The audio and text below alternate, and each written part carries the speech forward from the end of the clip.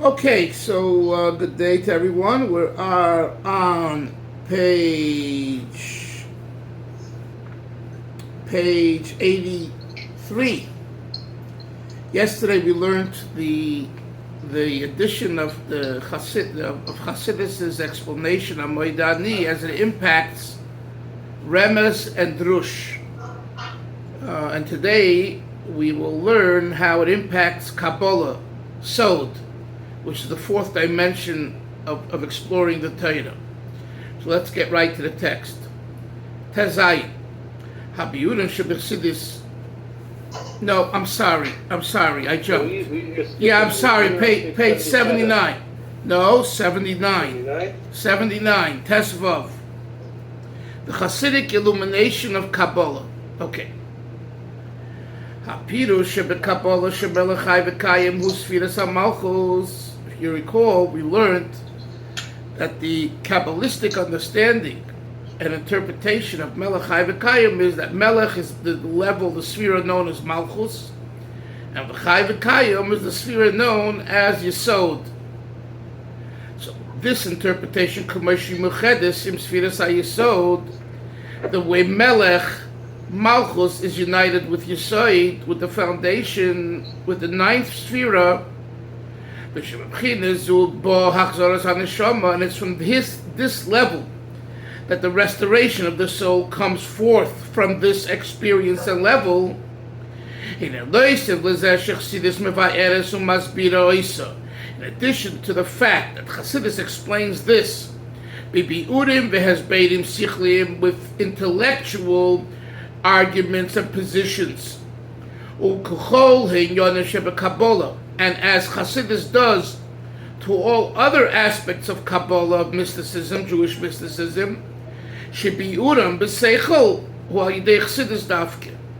if you're looking, and this is an important rule, if you're looking for a rational explanation to the mystical, esoteric dimension of Kabbalah, you must study Chassidus.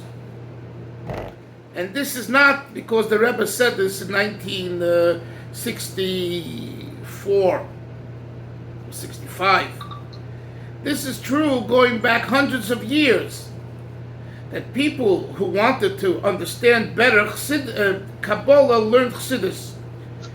Those that were trained in a tradition, for example, Sfardim, North African Jews, that it's not necessary to understand Kabbalah, so they continue reading Kabbalah as they do till today. And I might tell you that, I will tell you that this includes great Kabbalists. I had the chance and the privilege of meeting the great nephew or a nephew of the Baba Sali. His name was Machluf Lasri. He lived at the time in Dimona, and I went to see him. Someone brought me there. And at 9 at night, I forgot then we went on to Tzfas, and I forgot my hat there. You forgot your hat. That's right. You forgot your hat. That's the story. And when I came back to get my hat, it was dark, and he was sitting outside. It was very hot. And he was just mumbling the words of the Zohar, HaKodesh. And here is someone who was plugged in Kabbalistically, because until today, I see some of the things he told me to be 100% true. And I actually live with them, and I don't disclose them often. But those things, I'm not going to say everything, but some of those things that are very useful, have been very useful in my life, he told me. But when now, I'm not saying he didn't know the translation of the words that he was reading in the Zohar. I'm not saying that.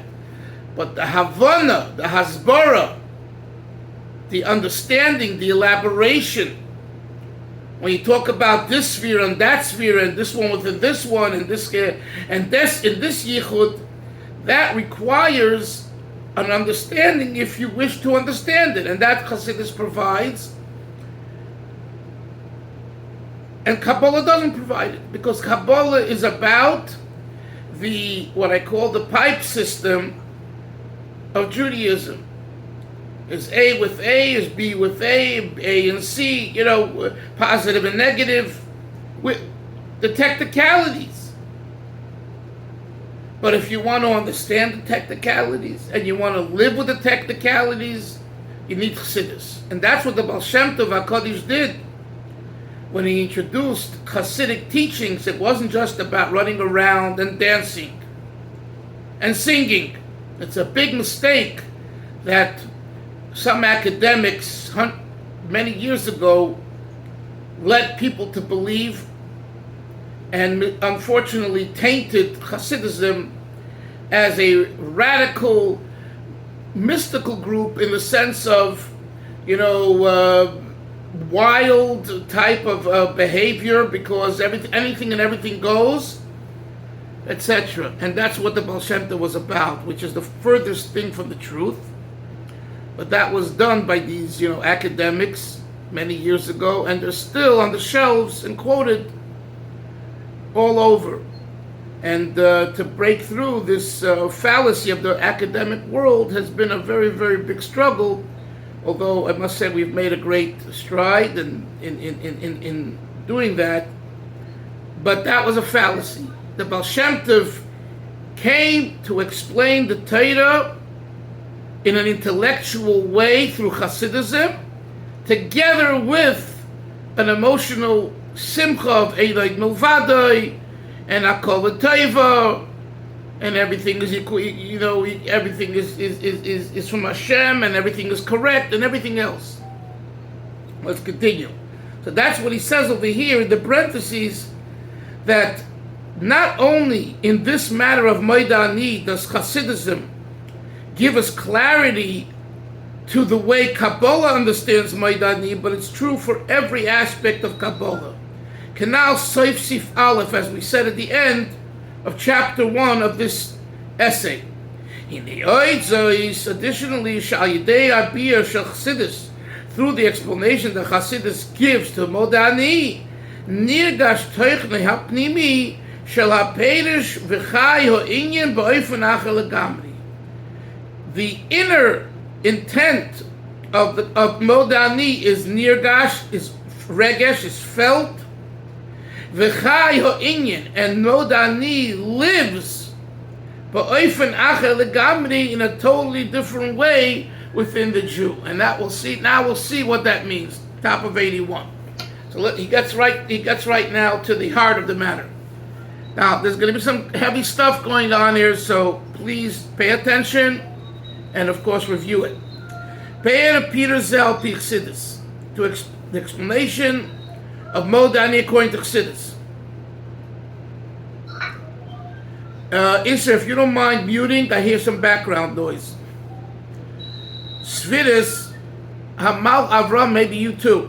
Sfiris Hamalchus Hi Bchinas Olikus Hashayeches La'olam. When we talk about the Midah and Sfira, the sphere called Malchus, it's one that has an association. Shayeches means associated with the world, with existence and reality. The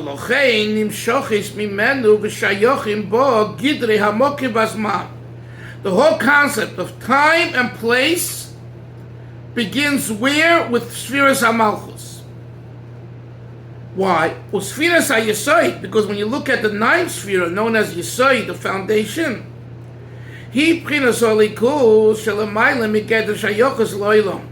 that's an experience of godliness that transcends any association whatsoever with the world as we know it. The world as we know it, Moshe, of time and space begins with Malchus, not Yesod.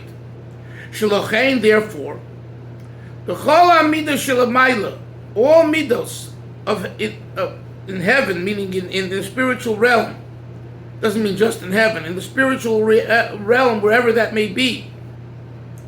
Shelamayla Misfiras HaMalchus. Sorry, I read it wrong. Bechol HaMidos, in all midos, in all spheres, Shelamayla Misfiras HaMalchus, anything that's above Malchus, Ein Shayach Ben Gidrei Amokim Azman. It's not as possible for there to be any concept of time, of space and time.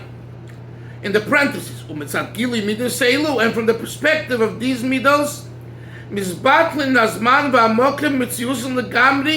the concept of time and space are annulled completely. The whole idea that things have to be in a certain place in a certain time is just from the perspective of Malchus and downward. If from the perspective of Yesod and upward, it's not that way.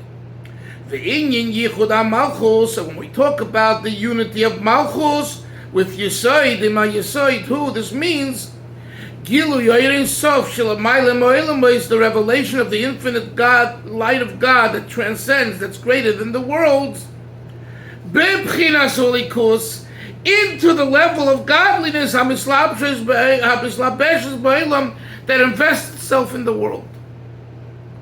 In other words, we're talking about an investment of pure godliness that's transcendental. Okay, let's use the word in English, transcendental.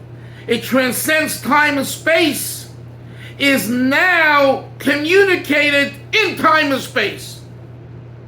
And that's an oxymoron on one hand. How could that be? But that's the way God made it. God made within time and space an energy that shatters time and space. And if you think that this is some far off mystical concept, guess what? It's in the Torah. Yes, sir. Could you figure out where in the Torah do we find this? Anyone? Makom ha'arain eina min amida. You look into Parshas Truma, it says exactly the dimensions of the ark, of the Aron, in the Mishkan. And guess what? And then you figure out the measurements of the room, and according to those measurements, there should be no room for the ark, because the room is full from corner to corner.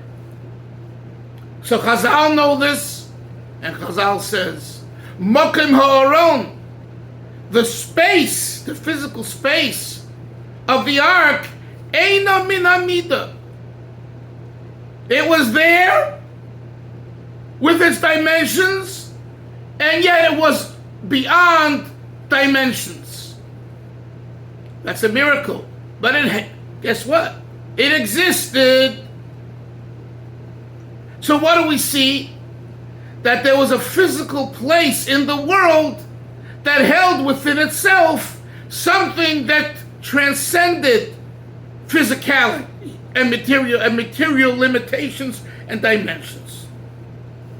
So this is proof, Chavra, that this concept that the Rebbe says here, which Chasidus explains, Yoni, that you could be within time and space and experience timelessness and spacelessness is real.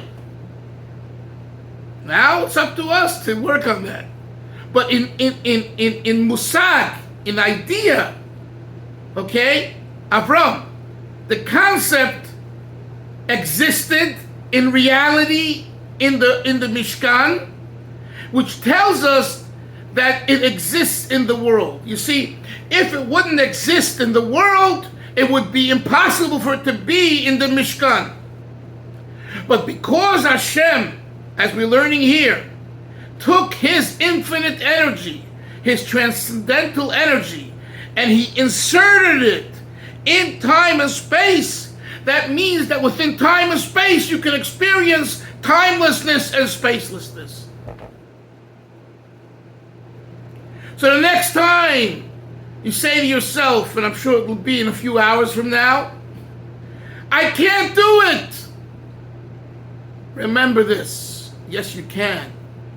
Yes, you can. You know why you can? Because if you relate to the transcendental experience of godliness and you live with that, you can do anything. Anything. Now, it doesn't mean doing it and offending people and all that. In other words, the fact is, Moshe, other people might not be experiencing what you're experiencing. So if you go off on your holy trip and go into a place that's not experiencing that, there's going to be a crash.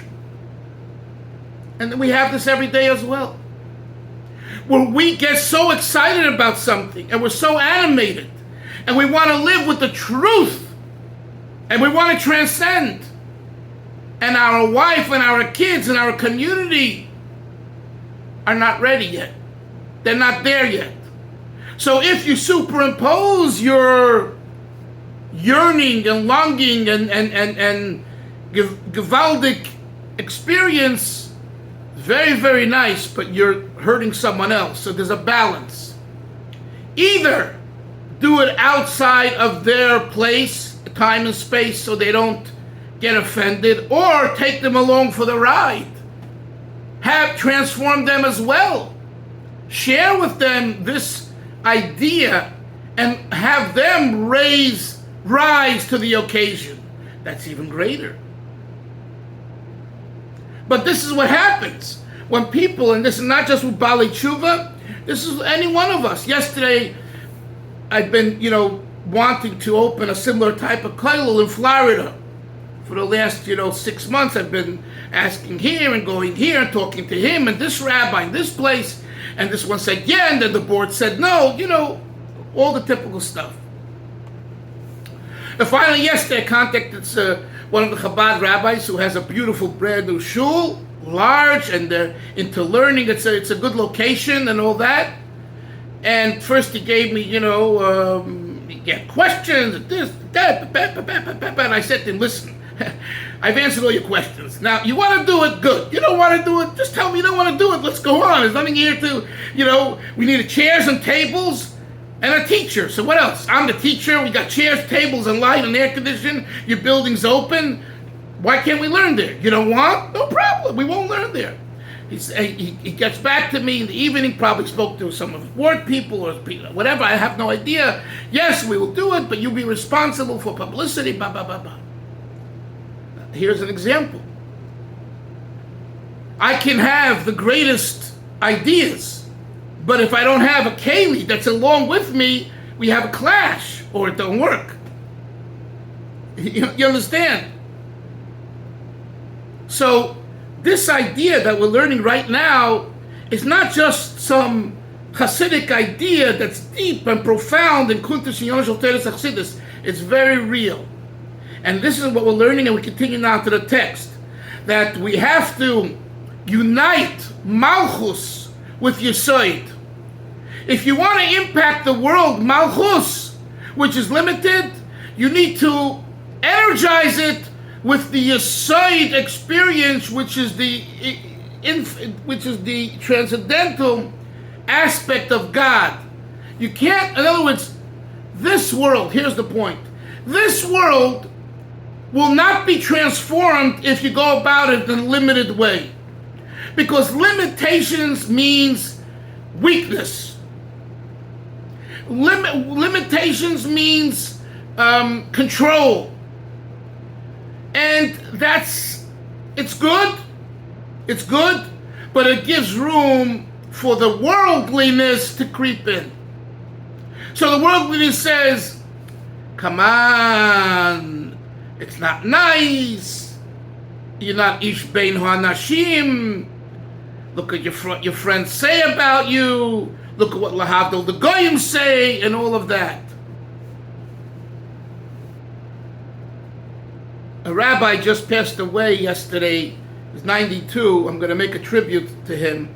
His name was Rabbi Pinchas Weberman. He was a rabbi in Miami from 1960. A lot to say, and I'll leave that for the tribute. He was a very special Yid. And in talking to my brother lives down in Miami, and who knew him well, and I knew him when I came and listened to his shir and davened in his shul. It was a man who stood up for Yiddishkeit, for Torah and Halacha, against everybody. In other words, he fought Milchamta Shel Torah. He was a fighter. My brother says, he wasn't, he was a Baki in Shas, I believe. Mamish, a Baki in Shas, Halacha. He was like, I would call him a genius. He was very knowledgeable. But that wasn't his strength. His strength was he was a fighter. A fighter wins some and loses some. Even if they win the what's the expression, the battle, they lost the war. Because people don't accept you. Only Hashem knows the truth that you fought for the emes of Torah and you stood up. What we're learning here is to know that we have a aspect of elikus, of godliness in us, because God inserted in the world through the 9 spheros, and particularly Spheros HaYesoid, to unite with Malchus, so that Malchus is no longer an energy that's compromised because it accepts the ways of the world, but Malchus now is a dual reality. On one hand, it's Malchus creating the world, giving place for time and space, and at the very same time, in Malchus there is godliness. Let's continue. Transcendental godliness. Next paragraph, page 81. Second paragraph. That's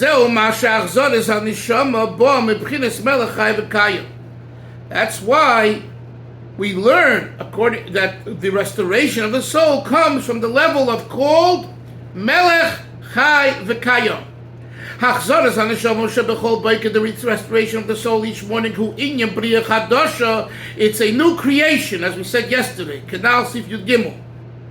V'Hachidush Yesh Mi'ayin, the novelty of ex nihilo, something from nothing, known in Hebrew as Yesh Me'ayin. The Ramban is the first one, I believe, who quotes this in the text of his commentary in Bereshis.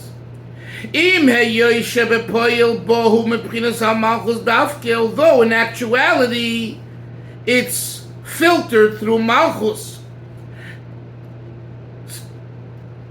Skip the parentheses. Nevertheless, hakoyach shebe Malchus.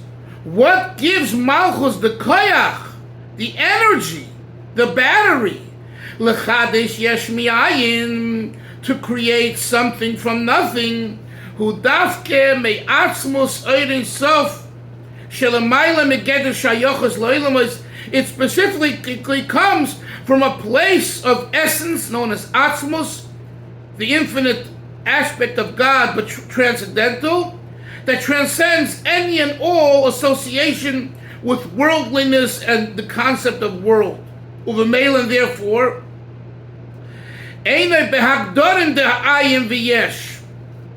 order to create something, you need to be above. One moment, Moshe. You need to be above nothing and something. Now, I need you to hear this, especially Reb Issa.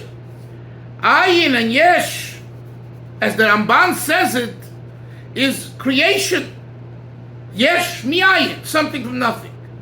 Comes along Chasidus, and this is what he alludes to over here. Alter Rebbe already says in Geras HaKodesh chapter 20, that in order to make ayin, yesh from ayin, it needs to come from even a greater place, a higher place, a place of transcendence. Why? Because Avram, ayin, which we call nothingness, but meaning this energy of God that creates, is already limited to creation. It's forced to create. The purpose, Yaini, of ayin is creation. So as soon as you say that something is already kind of has a message, an image, that is a limitation. So how can it create? How can you make something from nothing if from something from an energy called nothing, if that energy is already associated with what it's going to create? Comes along the Alter Rebbe and says, you're right. Where does real creation come from? Atzmos, essence. V'lochein, look at the next 2 lines. I'll get back to you, Moshe, in a few minutes. V'lochein bichol teilasos es ha'enoi yeshnoi. Beautiful. That's why Atzmus can make nothing to be Yeshnoi. Mashenkin, conversely, when you talk about an energy that is already associated with the world, Mugdar. You understand? Remember those words, very important. Rabbi Yoel Khan spent a lot of time explaining this to us in yeshiva. Mugdar hu kaviyochel b'hagdaras elu. That light is already relative and confined to the limitations of the world. So basically, education. You want to be an educator, and we do, parents, grandparents, teachers. You need to be above the student and teacher relationship. You have to be greater in order, because already a teacher is already, these are the rules. These are the rules in a classroom. Students, listen to the rules. Teacher, present the rules properly. So both teacher and student are already confined. There needs to be something greater than the rules. The whole idea of a relationship between a student and a teacher. The notion of student and teacher transcends teaching methods and learning methods by students. It's greater. The notion needs to be created. That's the same thing over here. In order for there to be a world, in order for there to be Yesh Mi'ayin, it needs to come from a place, from experience. That's what we call essence atzmus. Yes, Moshe, what do you want to say? Yeah, no, for the last few minutes, I'm not going to say any Kiddush, but just to, the message seem, I'm trying to think of like practical examples, and then it just basically comes to kind of what you're saying, is that the Jew, I wrote that the Jew must live in the physical world, and he has to be able to deal with it, right? Like we can't go up and live on some sort of mountain. We have to deal with day in, day out bills and right, chinuch of children, etc., our wives, whatever. Yeah. Taking out the garbage, right? Everything. Yeah. But the Jew has to carry himself always above the world. The Jew has to bind himself and live his life, that he's beholden to a higher authority, obviously, which is a Kadosh Baruch Hu. Right. His Torah and mitzvahs. And that's his guide. That is his guide. Good. Let me finish the last paragraph. And this recognition comes to man. Again, we see that Rebbe goes back to his concept of Yechida. Shaboy. Now this is going to get a little technical, but we will get through it. One, the recognition of the essence of God. Efshadis is only possible. Next page, Rak, page 83.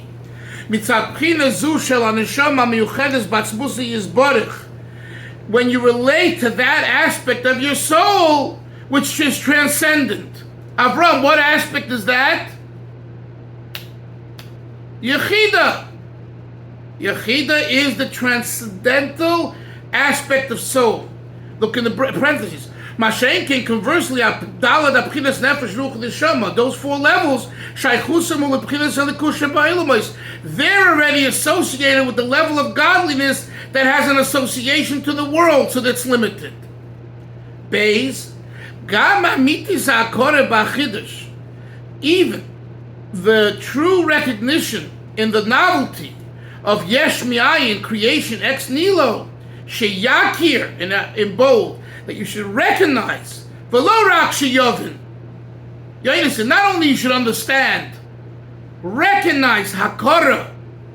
There's understanding and there's a recognition.